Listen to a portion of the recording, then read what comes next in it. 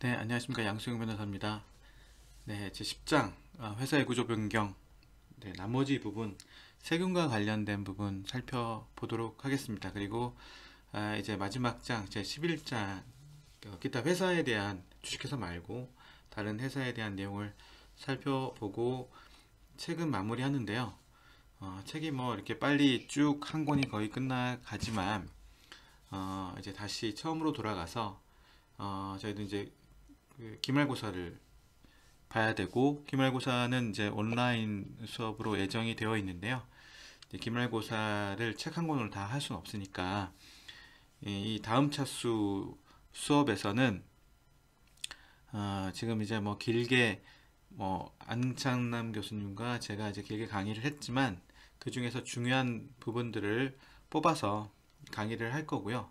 그 강의 내용 중에 시험을 구성해서 낼 예정입니다. 그래서 지금까지 뭐 수업들 이제 뭐 이렇게 그냥 쭉 교과서를 다 살펴본 그 지루한 시간들이었는데, 앞으로는 조금 더 약간 타이트한 내용으로, 그다음에 이 회사법 중에 중요한 거, 또 관련된 세법 중에서 적어도 이번 이 강의에서는 좀 알아야 되는 세법에 대해서 한번 그런 것들을 짚고 넘어가서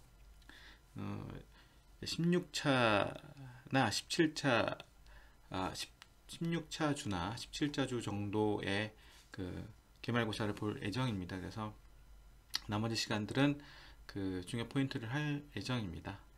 자, 이제 오늘은 회사 구조 변경과 관련된 세법 내용에 대해서 살펴보고 기타 회사로 넘어가도록 하겠습니다.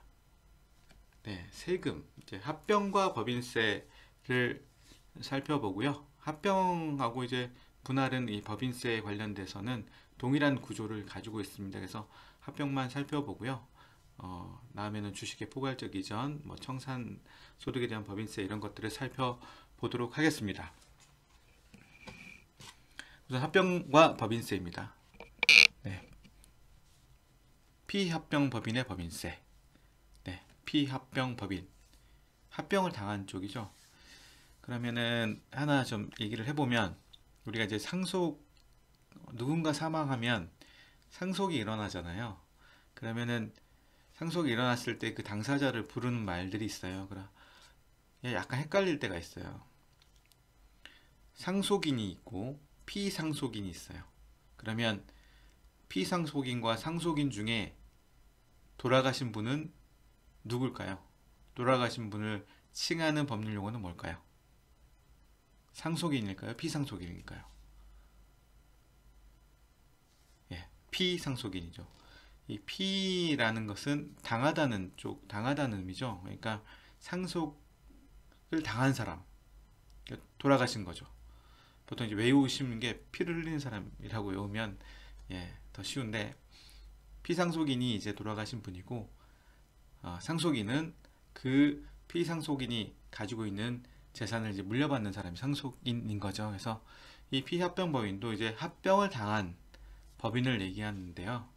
이 합병을 당한 법인의 법인세 원칙을 보게 되면, 법인세법은 회사 A 합병법인, B가 이제 피합병법인, 이렇게 A, B가 합병한 경우 B의 자산이, 피합병법인의 자산이 A에게로 양도된 것으로 보고, 실제 이제 A가 양도된 거죠. 이로 인해 발생한 양도 손해 또는 이익이죠. 이 손익이라는 건 손해 또는 이익. 피합병법인 B가 합병법인으로부터 받은 양도가액. 그러니까 자기가 이 피합병법인이 자기 자산을 양도함으로써 받은 그 가액이 있을 거잖아요. 그 대가에서 빼는 거죠. B의 순자산 장부가액. 그러니까 B가 갖고 있는 애초에 그 순자산 장부가액, 그러니까 자산에서 부채를 뺀 금액이죠. 요 금액, 순자산 장부가액은 애초에 이제 애초에 이 자산의 금액을 얘기하는데, 이 금액을 빼면 이제 양도 손익이 있겠죠. 이게 내가 그때 애초에 샀던 자산의 가액이 있는데, 그게 그 금액이 올라가지고 이제 합병할 당시에는 그 금액과 차이가 있겠죠. 그래서 그 금액과의 차이를 양도손익이라고 하는데, 이것은 비의 비합병법인의 합병 등기일에 속하는 사업연도의 소득금액을 계산할 때 입금 또는 송금에 산입하도록 하고 있다. 그러니까 입금이면 그 이제 플러스가 돼서 법인세를 더 내야 되는 거고, 송금이면 이제 차감하는 걸로 되는 거죠. 입금 송금도 되게 어려운 얘기인데 나중에 보면 세법을 계속 하다 보면 이게 더 익숙하고, 예, 법률 용어라는 게 좀 그런 것 같습니다. 이게 처음엔 어색한데 딱히 이 단어 말고 다른 단어를 가지고 그 의미를 정확하게 얘기하기가 참 어려운 부분이 있어요. 새로 용어를 만든다는 게. 이게 다 이제 일본 사람들이 이제 용어를 되게 잘 만들어서 이제 그런 것도 있는데, 이거를 표현하기가 참 압축적인 의미를 갖고 있게 만든 단어인 것 같아요. 그래서 입금 또는 송금에 산입하도록 하고 있다. 법인세법 44조 제1항에서 그렇게 하고 있죠. B의 값어치가 100억인데 합병으로 300억을 받았다면 그 차액 200억에 대해서는 법인세를 납부해야 된다. 그러니까 순자산 장부가액이, 자산에서 부채를 뺀 가액이 원래는 이만큼인데 양도 가액으로 더 많이 받았다면 그만큼 법인세를 납부해야 되는 게 원칙이죠. 이게 원칙입니다. 근데 법인세법은 그 이연 제도를, 과세를 안 하고 쭉 이게 차후에 이연하는 것, 그러니까 과세를 안 하는 제도를 갖고 있죠. 그 경우가 이제 적격 합병인 경우인데요.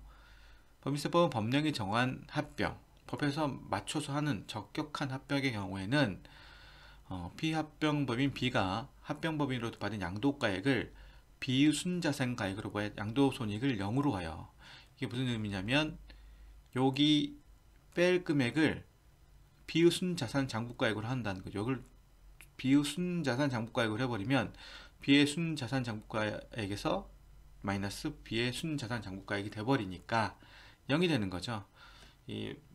그 과세를 이연하는 부분에서는 이런 식으로 많이 그 법률을 구성하는데, 그래서 0으로 만듭니다. 그래서 법인세를 낼 필요가 없는 거죠. 이 과세 이연 제도를 두고 있는데, 이렇게 되면 이때 합병할 때는 과세가 되지는 않는 거예요. 즉 피합병법인 B가 합병법인에게 합병될 경우 그 합병 차익에 대해 피합병법인 B에게 일단 과세는 하는 게 맞지만, 이 이유가 있는 거죠. 합병을 통한 기업 경쟁력 유지 등을 위해서 일단 B에게 과세하지 않고, 그죠? 양도 차익이 실제로는 있지만 지금 너 합병을 해가지고 기업 경쟁력을 키워야 되는데, 대뜸 세금을 뭐 예를 들면 여기서 200억이다. 200억이면 22% 그 세금을 물어버리면 뭐 66억 정도 나가는 거죠. 그러면은 세금만 그냥 간단하게 계산해서 이렇게 한꺼번에 매겨버리면 예, 이게 문제가 있는 거죠. 예. 그래서 기업 경쟁력 유지를 위해서 일단 과세는 안 한다. 하지만 이 나중에 합병한 이 법인 A가 제3자한테 그거를 양도한다. 기업 경쟁력 유지해서 계속 사용하면 그건 과세하지 않지만, 너가 이제 그걸 팔아버렸을 땐 그때 과세하겠다라는 게 과세 이연 제도죠. 이게 당장은 과세하지 않지만 면제되는 건 아니죠. 과세가 면제되는 건 아니고, 그거를 어느 시점에서는 언제든지 과세할 수 있는, 너가 이런 걸 했을 때 과세할 수 있다는 게 이제 어떤 요건이 충족되면 과세하겠다라는 게 과세 이연 제도인 거죠. 그러면 이렇게 지금 양도손익을 0으로 하는 경우는 적격합병이라고 하는데, 적격합병을 그냥 어떻게 정해놨냐. 합병 등기 현재 1년 이상 사업을 계속하던 내국 법인 간의 합병일 것. 이제 이게 1년 이상 둘 다 사업을 계속하던 내국 법인이라는 거죠. 두 번째, 피합병법인의 주주 등이 합병으로 인하여 받은 합병 대가의 총 합계액 중 합병법인의 주식의 가액이 100분의 80 이상이거나 합병법인의 모회사의 주식의 가액이 100분의 80 이상인 경우로서 그 주식 등이 법령에 정하는 바에 따라 배정 및 피합병법인의 주주 등이 합병 등기일에 속하는 사업연도 종료일까지 그 주식 등을 보유할 것.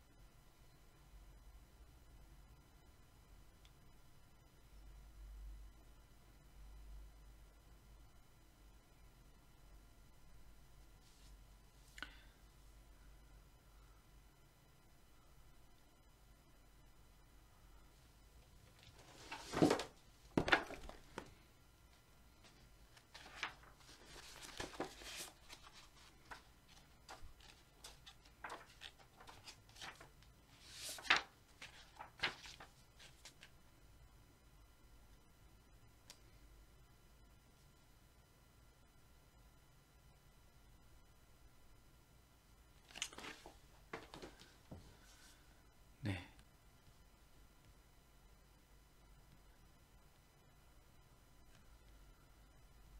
네. 다음 보게 되면 이제 피합병법인의 주주에 대한 과세 문제입니다. 지금 아까 본 거는 이제 이런 그, 피합병 법인이 내가 그 자산을 팔므로 인해서 발생하는 법인세에 대한 문제였는데요. 그러면은 이제 그 자산을 판 측의 법인의 주주에 대한 과세 문제는 어떻게 할 것이냐? 해산한 법인, 피합병 법인의 주주가 그 법인의 해산으로 인한 자녀재산 분배로서 취득하는 금전과 그 밖의 재산 가액이 그 주식을 취득하기 위해 사용한 금액을 초과한 때, 자기가 애초에 그 주식을 취득하기 위해서 사용한 금액이 있을 거잖아요. 근데 내가 그 주식을 사용하고 보유하고 있었어요. 근데 이런 그 합병으로 인해서 받은 돈이 이걸 초과하게 되면 그 금액을 피합병 법인으로부터 이익을 배당받거나 잉여금을 분배받은 금액으로 본다. 배당받는 것으로 의지한다는 거죠. 의제 배당이죠.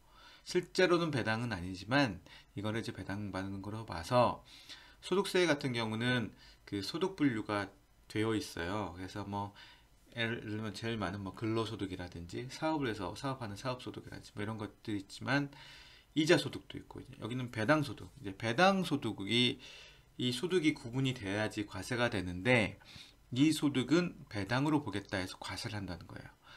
위 의제 배당액은 그 주주의 배당액 소득으로 봐 소득세를 부과하게 되는 거죠. 배당 소득으로 보게 되니까.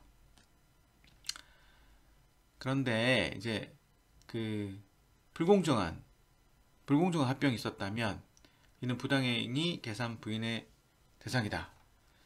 부당한 행위를 해서 뭐 계산을 이제 부당하게 해가지고 그 세금을 줄인 거죠. 그래서 근데 실제로는 부당행위 계산 부인을 나중에 이제 법인세나 소득세 뭐 이런 법에서 배울 텐데, 이 부당행위 계산 부인 대상들은 보통 특수관계, 예를 들면 뭐 본인과 배우자 관계, 본인과 뭐 매촌 내에 있는 뭐 친척 관계, 뭐 이런 관계들에 있어서는 자기들끼리 거래하면서 되게 유리하게 할 거잖아요. 근데 그게 사실은 기존 그 세법에서는 탈세는 아니에요. 탈세는 아니라서 그걸 처벌할 수는 없지만, 근데 그게 그렇게 두면 부당하다는 거죠. 그래서 법에서 그에 대해서는 실제로는 세금이 나오지 않지만 재계산해 갖고 세금을 부과하겠다. 이게 이제 부당행위 계산 부인인데, 이 불공정합병도 이제 이런 부당행위 계산 부인의 대상으로 규정을 하고 있죠. 그래서 과세관청은 내국법인 행위 또는 소득금액 계산이 법령으로 특수관계인과의 거래로 합병이나 분할을 포함하는데, 그 거래로 그 법인의 소득에 대해 조세 부담을 부당하게 감소시킨 것으로 인정된 경우에는 그 법인의 행위 또는 소득금액의 계산에 관계없이 그 법인에서 각 사업연도의 소득금액을 계산할 수 있다. 그러니까 과세관청이 재계산하는 거예요. 특수관계인 간에 친한 사람끼리 그거를 세금을 이제 감소시켰어요. 근데 그게 사실은 탈세는 아니에요. 탈세는 아니라서 그거를 다시 세법에 정확하게 맞춰서 계산할 수 없기 때문에 법에 특별히 넣어가지고 이거는 재계산하겠다고 해서 든 규정에 따라서 소득금액을 계산하는 거죠. 여기서 조세 부담을 부당하게 감소시킨 것으로 인정되는 경우에는 특수관계인인 법인 간의 합병에 있어서 주식 등을 시가보다 높거나 낮게 평가하여 불공정한 비율로 합병한 경우도 포함된다. 이때 피합병법인의 주주는 합병 등기를 증여일로 하여 그 이익에 상당하는 금액을 그 대주주의 증여재산 가액으로 한다. 그래서 증여로 봐서 이렇게 주식 등을 시가보다 높거나 낮게 평가해 불공정한 비율로 합병을 해버리면 이익을 몰아준 게 돼서 그게 증여로 보겠다는 거죠. 이건 이제 법인세에 가면 더 배웁니다.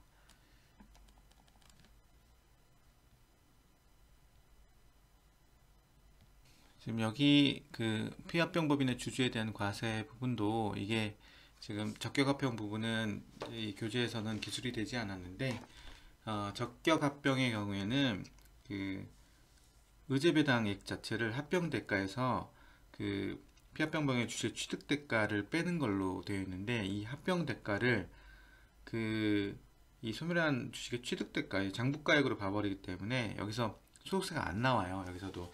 그래서 이 위에 그 피합병법인의 법인세와 마찬가지로 피합병법인의 주주에 대한 이 의제배당액도 적격합병 경우에는 그 합병 당시에는 과세가 안 되고요. 그 주식을 나중에 그 처분할 때 그때 과세 이연해서 그때 과세가 되는 겁니다. 여기는 이제 기술이 안 돼서 제가 말씀드렸고요.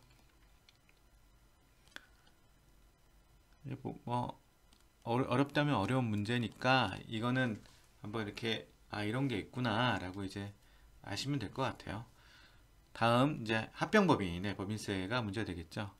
합병법인은 원칙적으로 양도가액과 순자산가액에 미달하거나 초과하는 경우 그 차액을 세무조정계산서의 합병 매수 차익 또는 합병 매수 차손으로 계산하고 합병 등기일로부터 5년간 오랄로 근둥분할하여 입금 또는 송금을 산입해야 된다 이렇게 되어 있습니다. 그래서 이 매수 차손과 그러니까 합병을 해서 이익이 날 수도 있고 손해가 날 수도 있는데 그거를 한 번에 하는 게 아니라 5년간 이제 나누어서 법인세 그 전체 수익 금액에 포함되든지 아니면 빼든지 이렇게 계산한다는 거죠. 적격합병은 그러면 적격합병은 어떻게 하냐?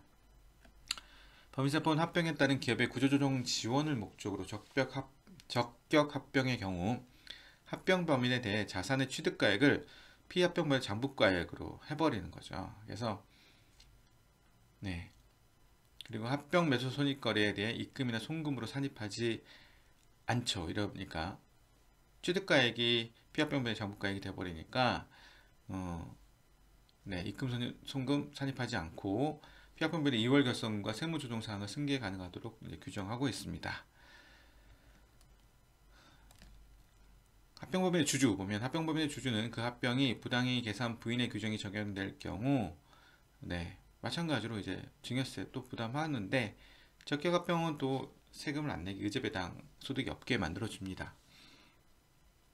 판례는 합병과 관련된 소득 처분으로는 기타 사유 유출로 해야 한다. 기타 사유 유출 이것도 이제 법인세를 좀 배워야 알기 때문에 이 정도로 합병에 대해서는 보시면 될 것 같아요.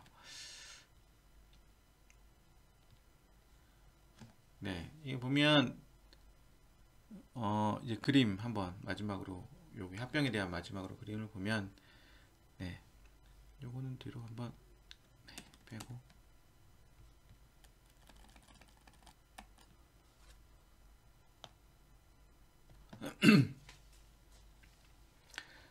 피합병법인 A가 있고 합병법인 B가 있고 주주 갑이 있고 여기도 주주가 있는데 그건 이제 빼고요. 피합병법인은 이제 자산 부채를 양도하기 때문에 양도손익이 발생하는데 적격합병은 여기에 대해서 과세를 이연해 준다는 거죠. 양도손익이 없게 만들어줘서 이연하고 과세를 이연해주고 나중에 그 자산을 팔 때 과세를 하게끔 하는 거고, 피합병법인 B는 이제 요 자산 부채를 받음으로 인해서 뭐 이익도 될 수 있고 손해도 될 수 있지만 그거에 대해서 입금과 송금으로 적격합병을 잡지를 않는 거죠. 그것도 이제 요게 이제 그 세금이 안 나오게 해주는 거고, 주주갑 같은 경우도 실제로 그러니까 그 의제배당해서 이제 배당에 대한 소득세를 납부해야 되지만, 이것도 적격합병의 경우에는 이 합병 대가를 이제 주식의 취득 대가로 만들어 줘 가지고 그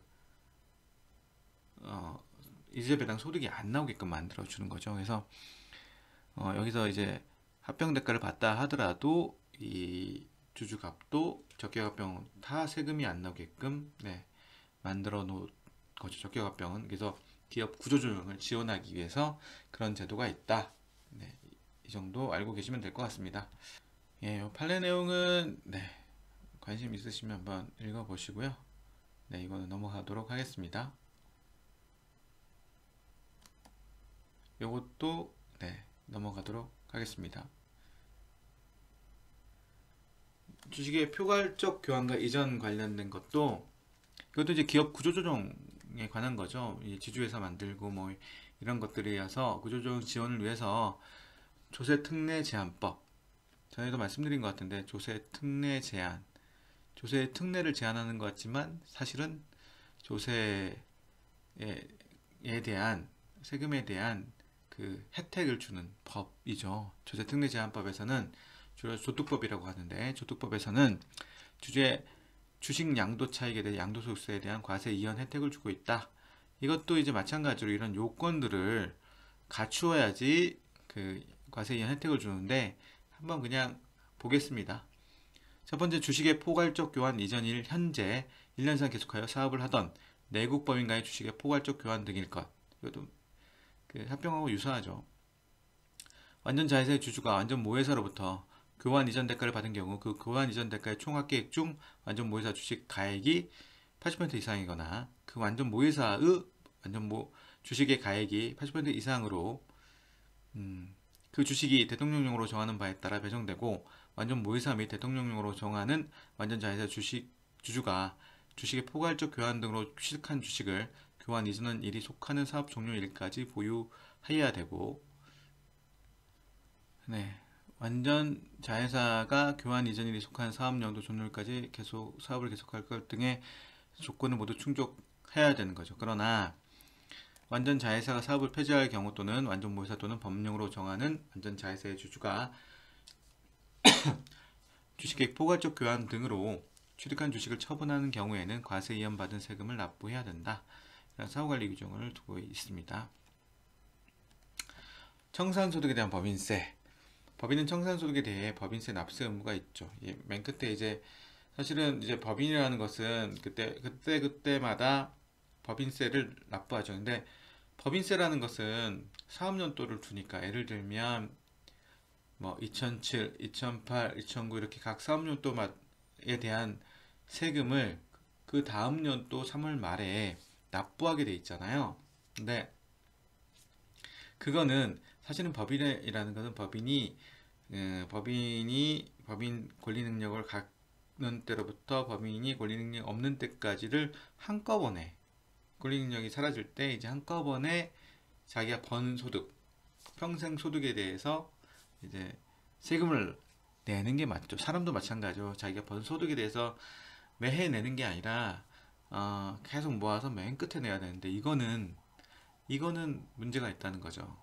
이렇게 되면 그 한꺼번에 세금을 다 낼 수 없을 뿐더러 국가 입장에서는 계속 조금씩 받아야 되는데, 그 사람이 소득이 왔다 갔다 하면서 결국은 세금이 줄어들 수 있는 부분도 있어서 3년도를 나눠서 지금 세금을 내도록 하고 있는 거죠.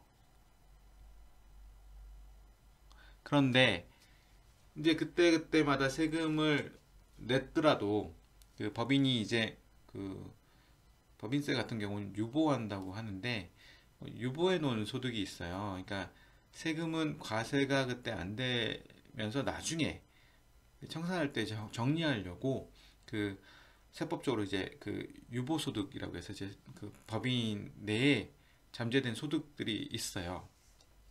그거는 이제 그때 과세는 되지는 않는데 그것들에 대해서 이제 청산할 때 이제 정리를 하는 거죠.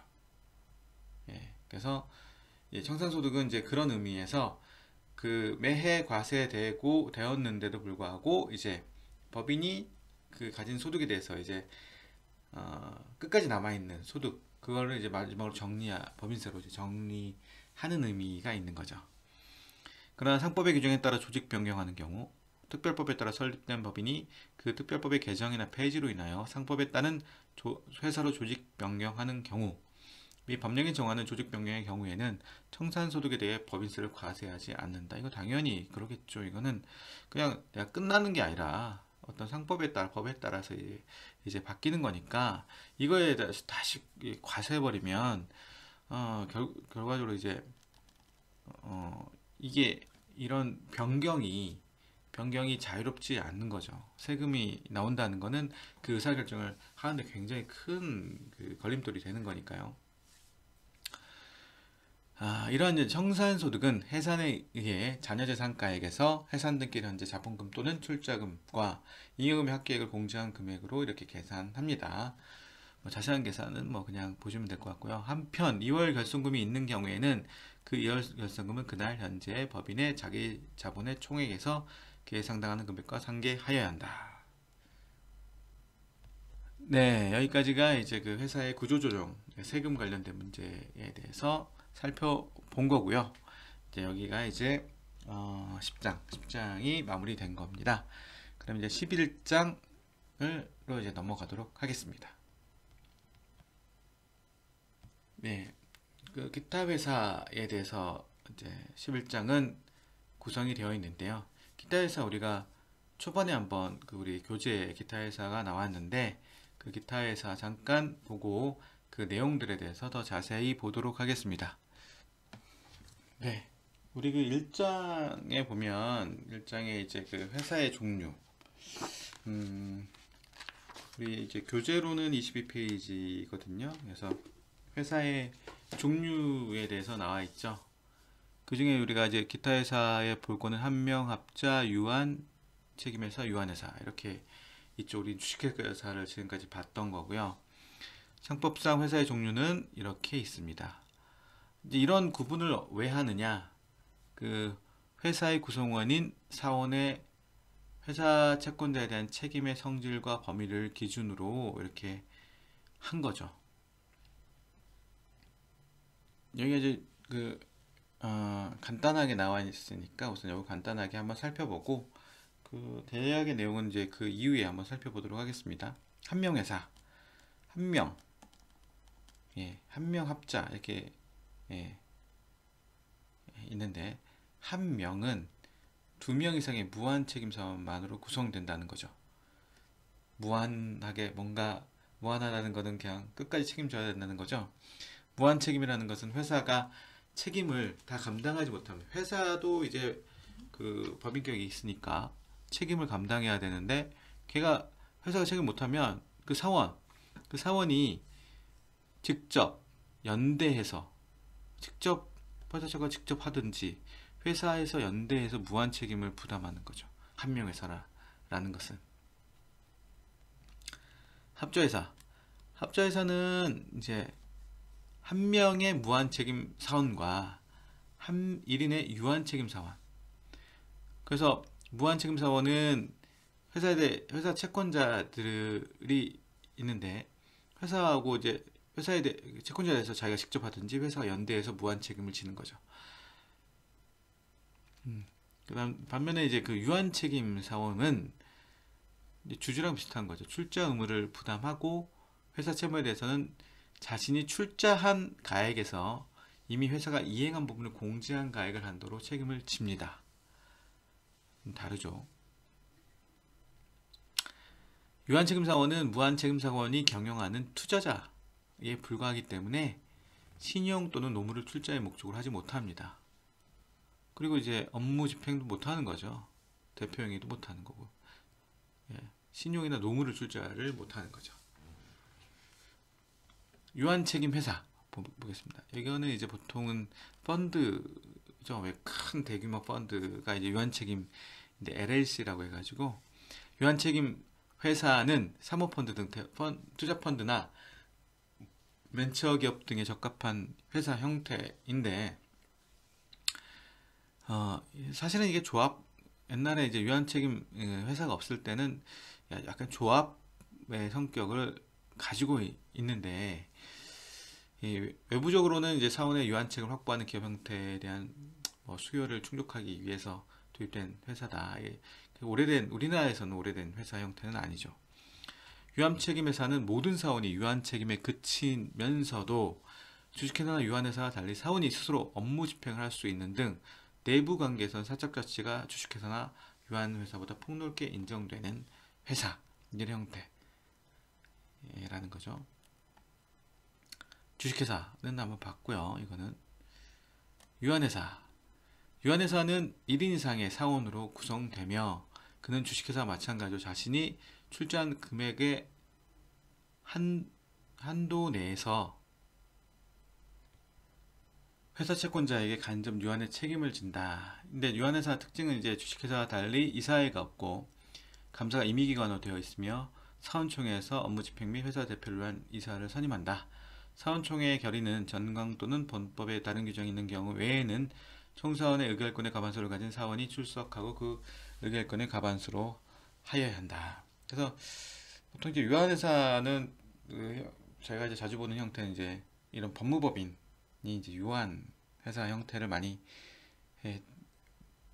생기고 있습니다. 저희 로펌도 유한 회사로 되어 있습니다. 그래서 주식회사하고는 이제 다른 점들 이런 점들이 있기 때문에 유한 회사로 형태를 하고 이 출자한 금액 한도 내에서 이제 이런 그 간접적 유한의 책임을 지기 때문에 이런 형태로 많이 구성을 하고 있습니다.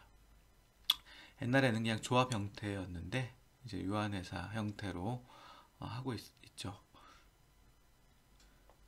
예, 몇 년 전에 그 외국 단체의 세법상의 지위 소득 기속 문제가 뭐 지금 현재도 약간 진행 중이긴 한데 그 부분이 있어서 제가 그 국제조달협회에 논문 쓴 게 있는데요. 그 논문 내용 중에 그 회사 형태에 대해서 써놨던 부분이 있어서 한번 같이 잠깐 보고 이 단체의 사법적 특성에 따른 세법적 취급 기준 뭐 이렇게 되어 있는데요. 주식회사, 유한회사, 유한책임회사, 합자회사, 한명회사 이것들은 다 법인격이 부여된 거죠. 이 회사 이렇게 쓰였다는 거는 법인격이 있다는 거죠. 근데 합자조합도 있고 익명조합도 있고 조합 이것들은 이제 조합이죠. 단체긴 단체지만 이 그냥 단체 사람들이 모여 있는 거지 이게 그 단체 자체가 법인격이 부여되지 않는 거죠. 조합은 그래서 법인격이 없죠. 근데 사원 구성으로 보면 주식회사, 유한회사, 유한책임회사 그러니까 뭔가 주식회사도 주주들이 유한책임을 지잖아요. 유한회사, 유한책임회사는 유한책임사원으로 구성이 되어 있어요. 근데 합자회사 같은 경우는 합자 그러니까 합은 무한이라고 생각하면 되고요. 자는 자금이니까 무한책임사원과 그 다음에 자금만 부담하는 그 유한책임사원으로 구성된 회사가 이제 합자회사고요. 한 명, 뭐 사람 명, 뭐 이름 명할 때 명 하잖아요. 사람들로만 구성되어 있다. 무한책임하는 사람들로만 구성된 회사이죠. 그래서 이 사원 구성이 이렇게 되어 있죠. 유한책임사원으로만 구성되어 있는 회사, 유한책임사원과 무한책임사원으로 구성된 회사, 한 명회사는 무한책임사원으로 구성된 것.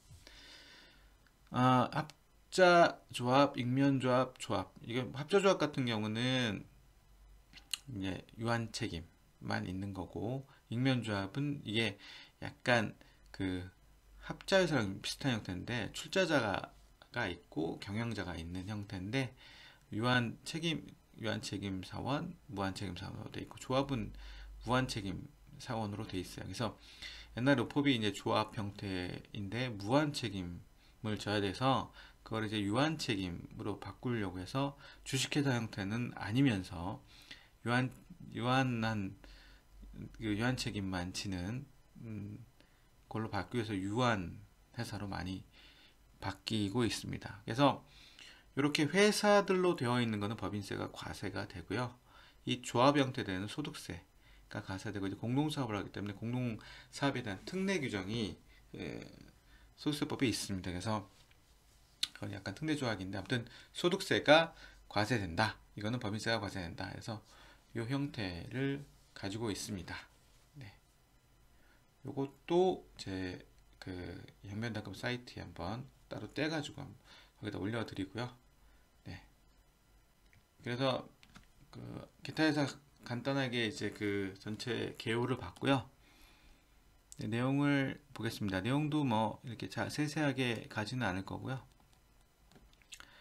네, 한명에서 아까 말했듯이 한명 이건 무한 합의라는 건 이제 무한 책임이라는 거고 명도 무한 책임. 그래서 두 명 이상 무한 책임 사원으로 구성되어 있고 사람 인적 회사의 정형이다.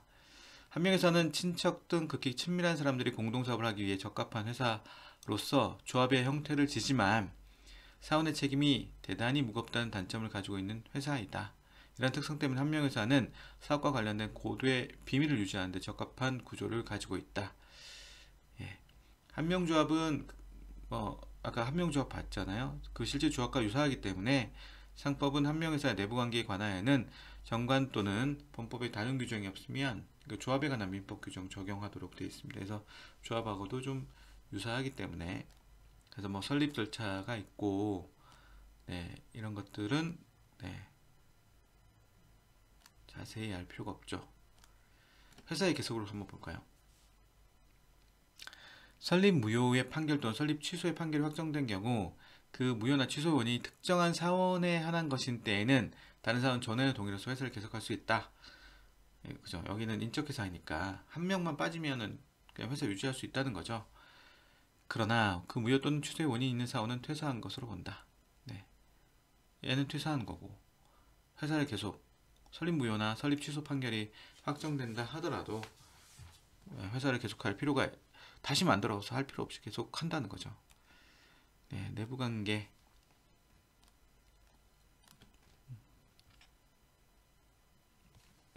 내부관계 간단히 보면 출자 의무 한 명 회사의 사원은 출자 의무를 부담한다. 출자의 종류에는 제한이 없으므로 재산뿐만 아니라 노무, 자기의 노동력 제공, 또 신용, 자기가 가지고 있는 신용을 출자할 수도 있다. 사원은 반드시 출자를 해야 하며 정관으로 출자 의무를 면제할 수 없다. 출자 다 하라는 거죠. 출자 의무 이행 시기는 정관이나 일반적인 업무 집행의 결의로 정하면 되고 설립등기 전에 반드시 출자 의무를 완료해야 하는 것은 아니다.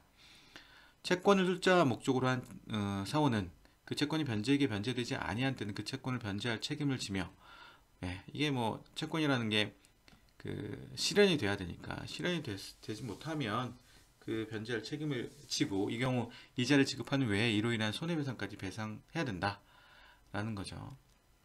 내부관계 간단히 봤고요.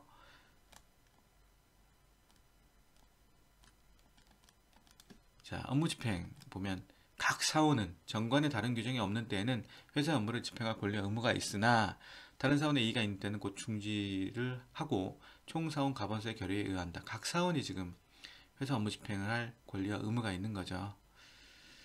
만일 정관으로 사원 1인 또는 수인을 업무집행 사원으로 정한 때 업무집행 사원으로 해서 이제 뭐 대표기관처럼 정할 수 있는데 그 사원이 회사의 업무를 집행할 권리와 의무가 있다.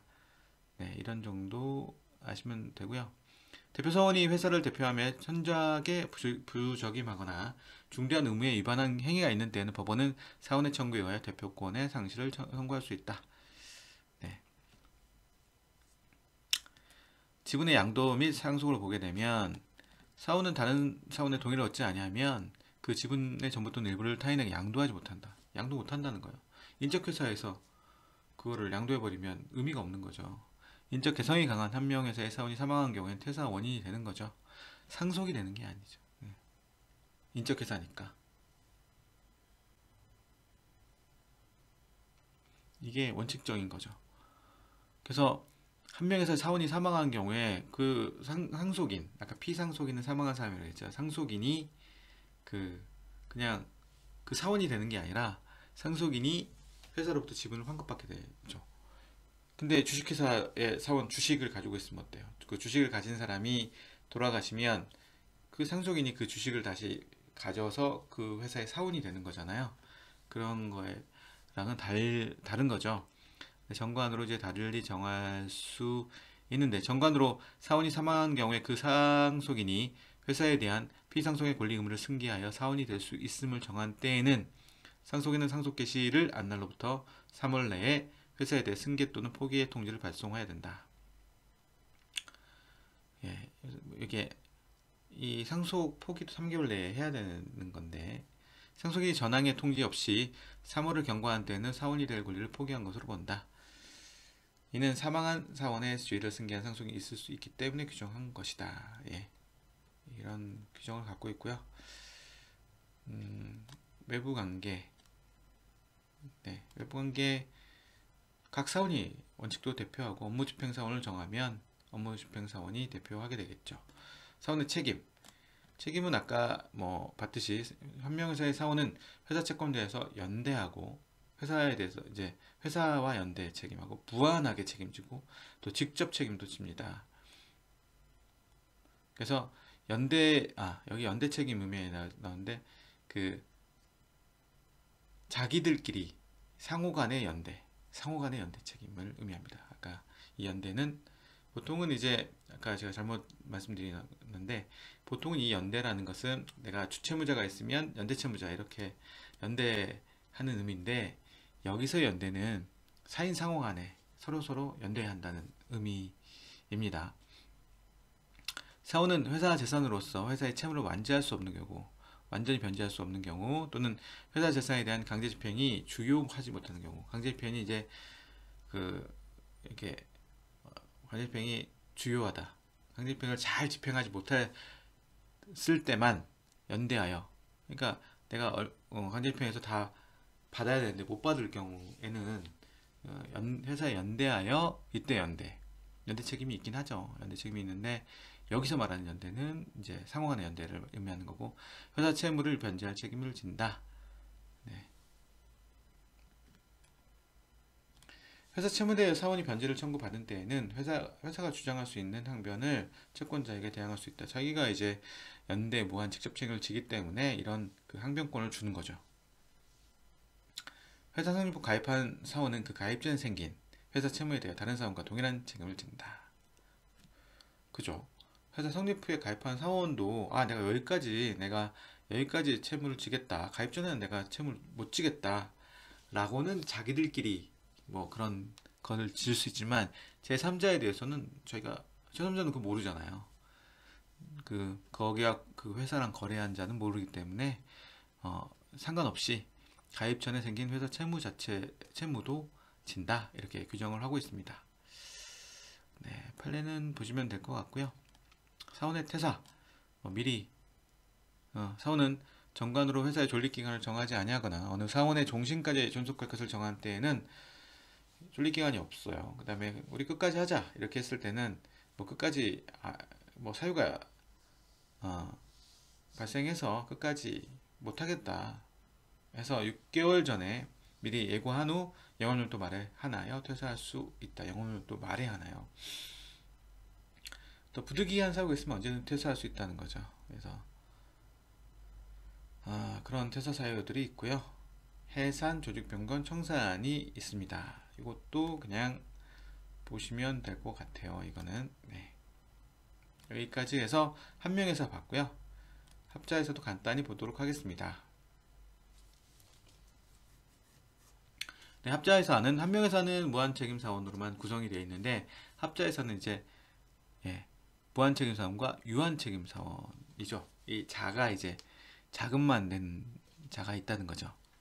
사람끼리 모였지만. 네. 그래서 유한책임사원도 병존하는 점에서 한명회사와 구별되나, 인적인 그러니까 사람이 그 구성원이 더 중요한 형태인 조합에 가까운 거죠. 무한책임사원은 재산, 노무, 신용 중 어느 거든 출자할 수 있지만, 유한책임사원은 재산만 된다는 거죠. 근데 무한책임사원은 회사의 업무 집행의 권리가 있고 회사 채무에 대해서 연대 무한책임을 진다. 이에 비해 책임사원은 회사의 업무 집행이나 대표 행위를 하지 못하지만 일정한 범위 내에서 자기가 돈을 냈으니까 감시권을 가지고 있고 회사 채권자에 대해 출자한 가액의 한도로 채무 변제 책임을 집니다. 네, 한명회사 이제 보통 유사하니까 이런 무한 책임 사원이 아니라 유한 책임 사원이 있는 거에 대한 특징만 빼고는 한명회사 규정을 준용하게 되는 거죠. 네, 판례는 보시면 될 것 같고요. 뭐 운영, 무한 책임 역할과 책임, 예, 유한 책임 사원 역할과 책임. 네, 유한 책임 사원이 특이한 거 한번 보면 유한 책임 사원은 무한 책임 사원과 달리 다른 사원의 동의 없이 자기 또는 제3자의 계산으로 회사의 영업 보류에 속하는 거래를 할 수 있고 동종 영업을 목적으로 하는 다른 회사의 무한 책임 사원 또는 유한 책임 사원이 무한 책임 사원 또는 이사가 될 수가 있습니다. 이자는 뭐 자금만 되니까 또 이게 이제 뭐 주주 뭐 이런 거랑 좀 유사한 거죠. 유한 책임만 지는 자들이니까 이 사람이 뭐 유한 책임만 지는데 다른 거 해도 된다는 거죠. 유한 책임 사원은 무한 책임 사원 전원의 동의가 있으면 그 지분의 전부 또는 일부를 또 타인에게 양도할 수도 있습니다. 요거는 이제 일정한 이제 자기가 서류를 열람하거나 재산한테 감사를 할 수 있는 또 자금을 냈으니까 그런 거죠. 네. 유한 책임 사원은 출자가액에서 이미 이행한 부분을 공제한 가액을 한도로 회사 채무를 변제할 책임이 있고 이는 주식회사 주주와 달리 회사 채권자에 대해 직접 책임을 부담하죠. 예. 주주는 이렇게 부담하진 않죠. 예. 만일 회사에 이익이 없음에도 불구하고 배당받은 금액은 변제 책임을 정함에 있어서 이를 가산하도록 하고 있습니다. 해산 및 청산 조직 변경이 있고요. 유한 책임 사원 보겠습니다. 네. 유한책임 회사는 유한책임 사원으로만 구성되고 주식회사의 경직된 지배구조보다 신속하고 유연하며 탄력적인 지배구조를 가지고 있고 각 사원이 출자금액만을 한도로 책임을 지므로 고도의 기술을 보유하고 있으며 초기 상용화의 어려움을 겪는 청년 벤처기업 및 펀드 등이 유익한 회사 형태다. 유한책임 회사는 인적회사, 물적회사를 절충한 형태로 유한책임 회사의 내부관계에 관한 정관이나 상법에 다른 규정이 없으면 한명회사에 관한 규정을 준용한다. 이렇게 되어 있습니다. 이제 미국이나 이런 데서 아니면 펀드 형태로 이제 형태 유한책임 자원의 유한책임 회사의 형태로 있는 거를 이제 상법에서 이제 받아들여서 우리 회사법상 회사 형태로 규정한 거죠. 유한책임 회사를 설립할 때는 사원은 정관을 작성해야 되고 사원은 신용이나 노무를 출자의 목적으로 하지 못한다. 그리고 사원은 정관 작성 후 설립 등기하는 데까지 금전이나 그 밖의 재산의 출자를 전부 이행해야 된다. 신용이나 노무가 아니라 이제 금전이나 그 밖의 재산을 출자해야 되는 거죠.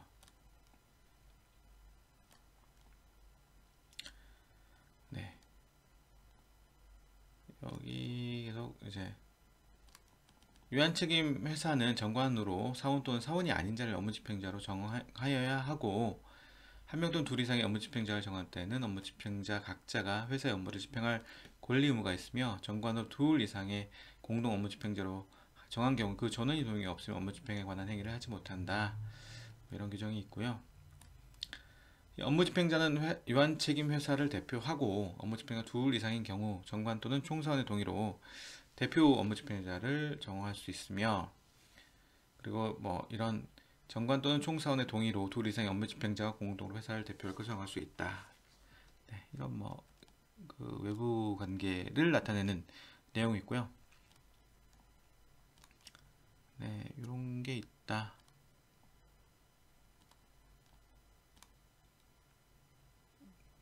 네, 이 주식회사 뭐 이런 것들과 다른 형태의 유한책임 회사가 필요하기 때문에 이런 것들을 두었는데요. 네, 이런 형태가 뭐 론스타, 유명한 론스타 같은 게 유한책임 회사 형태인 거죠. 예. 그래서 이제 그런 일들이 있어서 이런 형태를 이제 규정할 필요가 있어서 네, 규정이 된 거고요. 요거는 이제 사실 더 이제 유한책임 회사는 지금 국제주세 파트에서 조금 더 그 연구가 많이 되어 있어요. 세법 관련돼 가지고는. 네. 그 부분도 이제 약간 복잡한 그 이 규정 형태를 어떻게 볼 것이냐 이런 복잡한 문제들이 있는데 그거는 네, 나중에 또 관심 있으시면 더 예, 세부적인 내용들을 보시면 될 것 같아요. 유한회사. 유한회사는 최소 2인의 사원이 그들의 출자에게 하나요 책임을 지는 회사다. 법무법인이 이런 형태가 많다고 얘기 드렸죠. 네. 뭐, 그 유한회사의 사원의 책임이 그 출자금액 한도로 하기 때문에 이제 이런 형태를 가지려고 한다고 했죠. 그리고 뭐 이게 그리고 다음 뭐 볼만한 것들이 없는 것 같습니다. 여기서는 네, 요 정도 보시면 될 것 같네요. 이거는 네, 외국회사 이건 넘어가도록 하겠습니다. 이거는 뭐 네,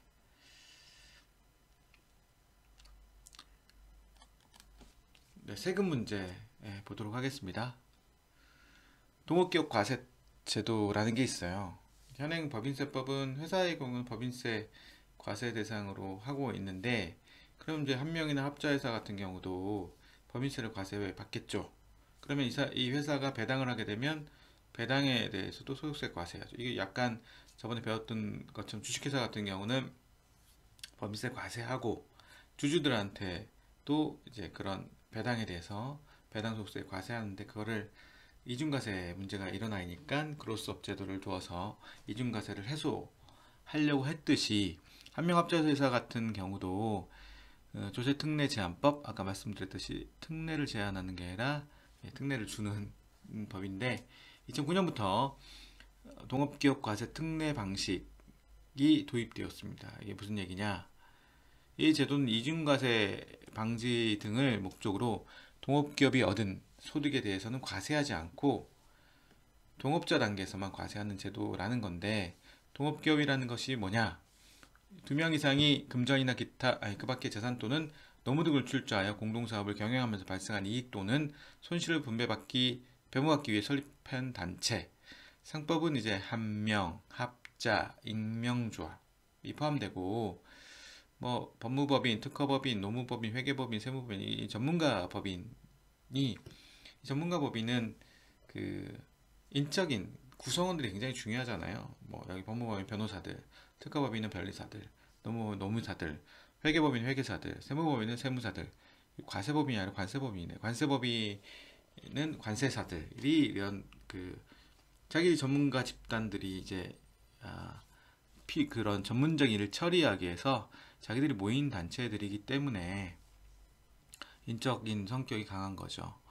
이런 걸 동업기업이라고 하는데 이 동업기업 단계에서 이제 소득이 모이잖아요.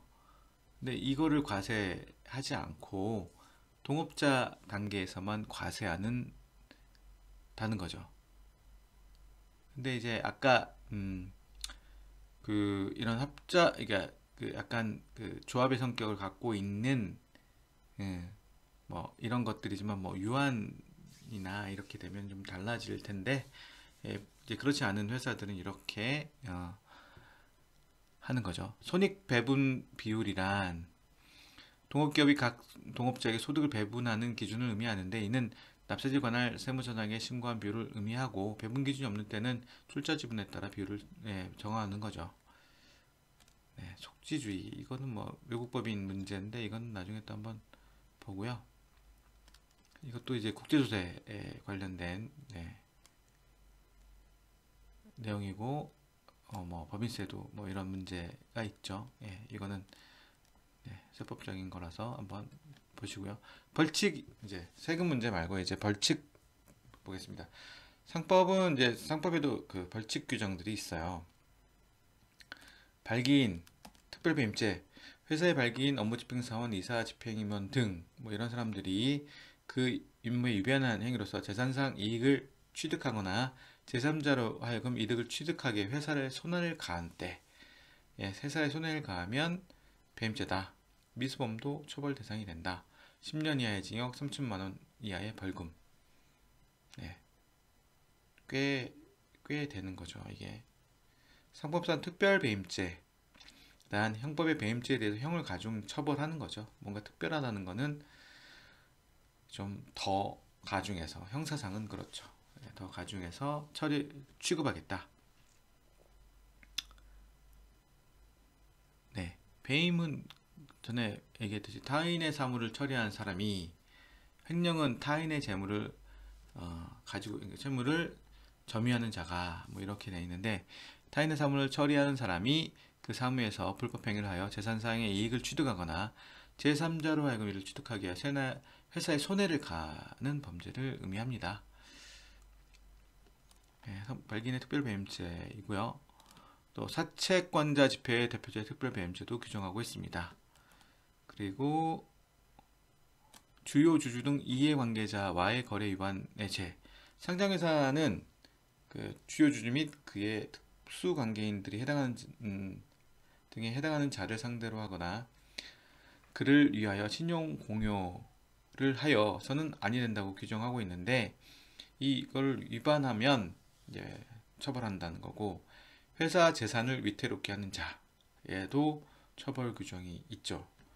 또 부실 보고나 부실 문서 행사, 그 부실 보고하거나 부실 문서를 또 행사하거나 이럴 때도 처벌하는 규정이 있습니다.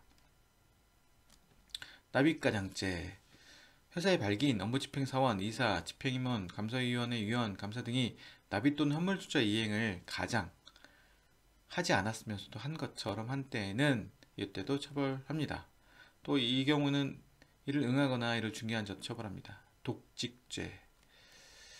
네, 독직. 이 독직이 이제 그런 의미죠. 부정한 청탁을 받아요. 청탁은 청탁인 게 아니라 부정한 청탁이 하는 거죠. 청탁만 처벌하는 것도 있지만 여기는 부정한 청탁인 거죠. 받고 재산상 이익을 받거나 또 이익을 요구하거나 또 이익을 약속한 때 처벌하는 거죠. 그게 직무에 관한 거죠. 그러니까 이게 이 요건들이 다 정해져야 되는 거죠. 우선 주체 요건, 발기인, 업무집행사원, 이사, 집행임원, 감사위원, 감사, 검사인, 감정인 이런 사람들이 그 직무에 관하여 그냥 청탁이 아니라 부정한 청탁을 받고 이러한 수수 요구 약속을, 재산상 이해에 대한 수수 요구 약속을 한 때에 처벌되고, 이 약속 또 공여 또는 공예 의사 표시를 한 자도 또 이것도 처벌된다라는 거죠. 일정한 과태료 규정도 갖고 있습니다. 네, 이제 세법상 가산세. 갑자기 이제 또 세법이 나왔는데요. 가산세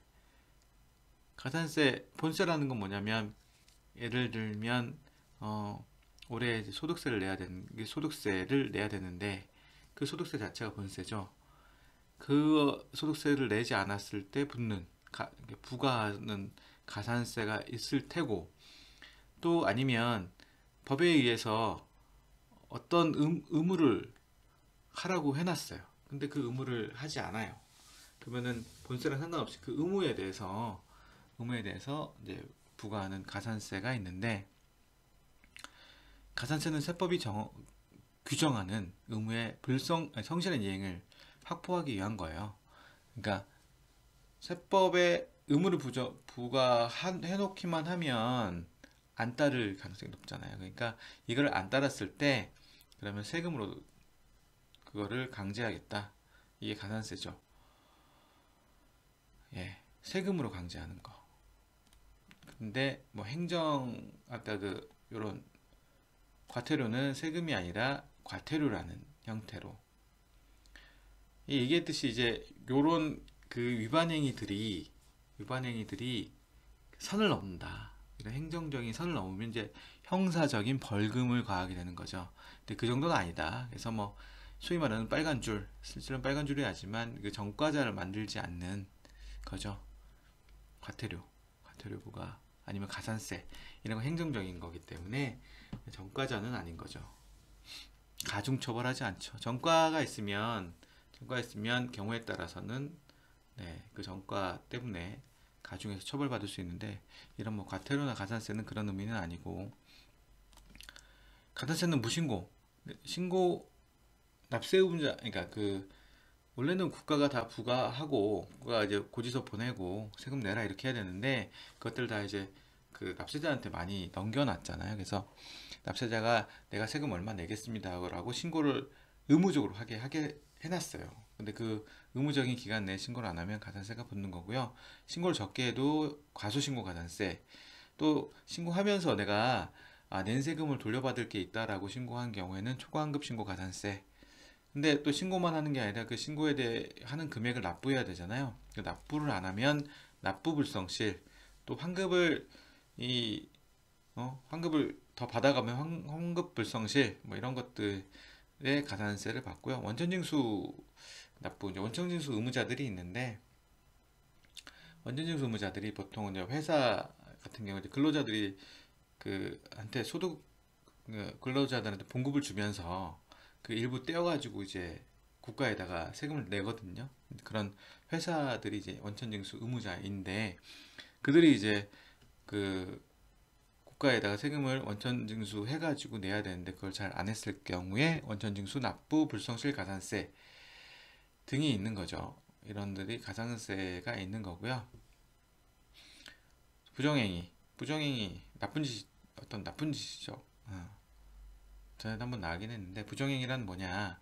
이런 부정행위가 있으면은 40% 가산세가 예, 40%를 부과하는 거죠. 되게 세죠 이게. 잘못하면 이런 가산세 받으면 원금을 초과할 수가 있어요. 부정행위란 조세범처벌법 제3조 6항에 규정하는 사기 그 밖의 부정한 행위 중에서 조세 부과와 징수, 부과하거나 징수를 불가능하게 하거나 현저하게 곤란하게 한 적극적인 행위다. 이거 규정하고 있는 거는 뭐 이준장부 작성, 장부의 거짓 기장, 거짓 증빙 또는 거짓 문서의 작성 및 수치, 뭐 장부의 기록의 파기, 기장을 한다거나 작성하거나 수치하거나 파기한다거나 적극적인 행위들이죠. 자산의 은닉, 소득, 수익, 행위, 거래의 조작, 은폐, 고의적으로 장부를 작성하지 않아요. 비치하지 않아요. 아니면 계산서, 세금계산서, 계산서 합계표, 세금계산서 합계표 조작을 해요. 조특법 제4조 2 전사적 기업 자원 관리 설비의 조작, 전자세금계산서의 조작, 이런 우리 전자적으로 이렇게 그 기업에서 관리하는 그런 설비들을 조작하거나 요즘에 전자세금 계산서인데 이런 것들을 조작하거나 그 밖에 이제 위계, 속이는 행위 또는 부정한 행위를 의미하는데 어쨌든 적극적인 행위로 이게 지금 열거 조항이 아니라 열거라는 건 요것만 처벌하겠다는 건데 예시라는 거죠. 이런 유사한 것까지 다 처벌하겠다는 거거든요. 이게 예시 조항입니다.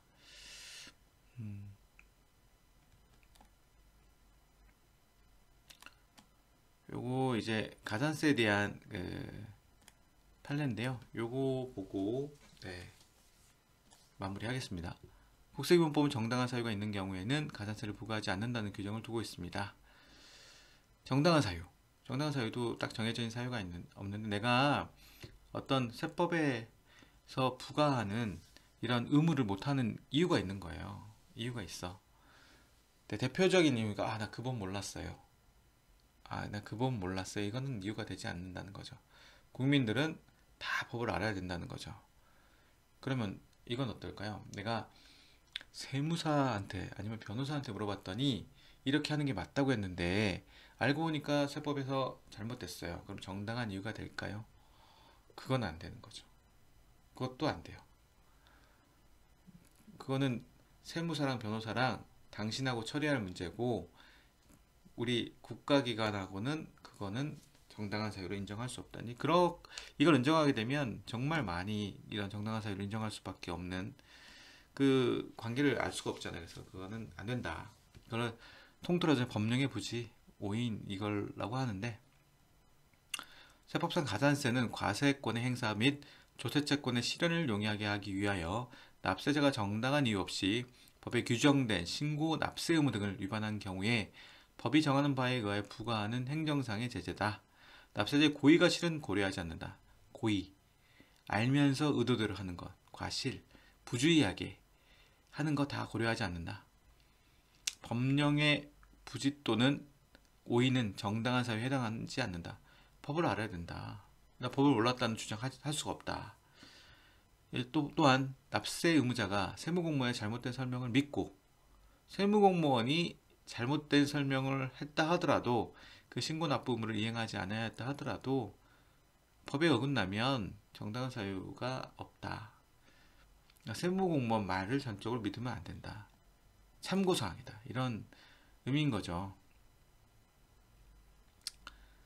자, 이래 보면 원심이 적법하게 채택한 증거에 의하면 2008년 국세청에 출간한 집에도 유상취득, 유상증자 이렇게 쭉 과세 대상에 해당하는 기재되어 있는 사실을 알 수 있을 뿐만 아니라 상증법, 문헌 내용과 입법 취지에 비추어 이 사건 유상신주의 상장 차익이 증여세 과세 대상에 해당하면 분명한 것으로 보이며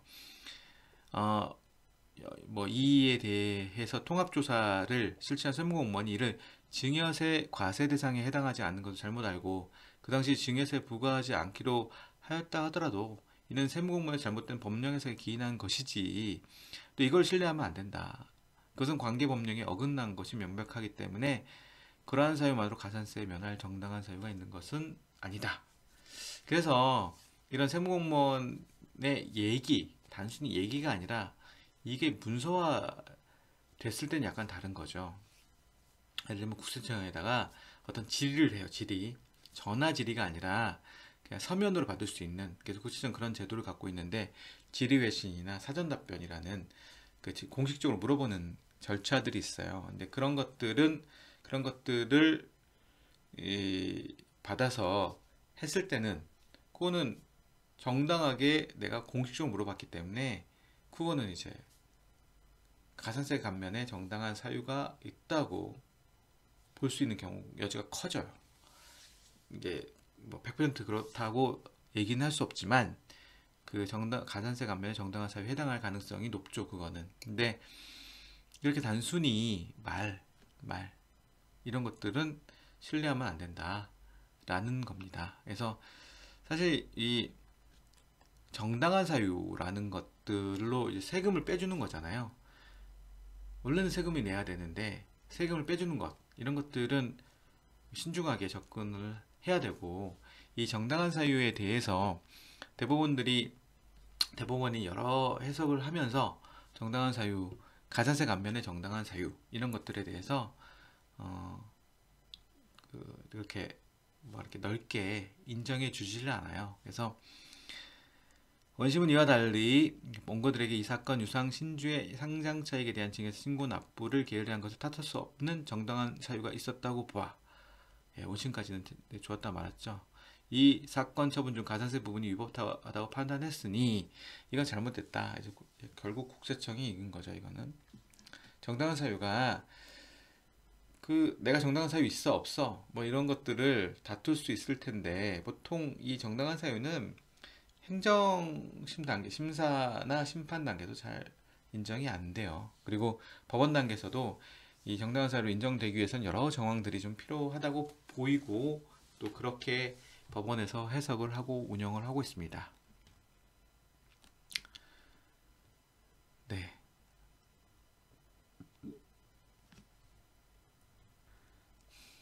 지금까지 이제 그 책에 대한 전체적인 것들을 다 했습니다. 그래서 요 책, 회사법과 세금의 책의 처음부터 끝까지는 다 나가긴 했는데요. 전체 한번 개괄적으로 다뤘다라고 생각을 하시고요.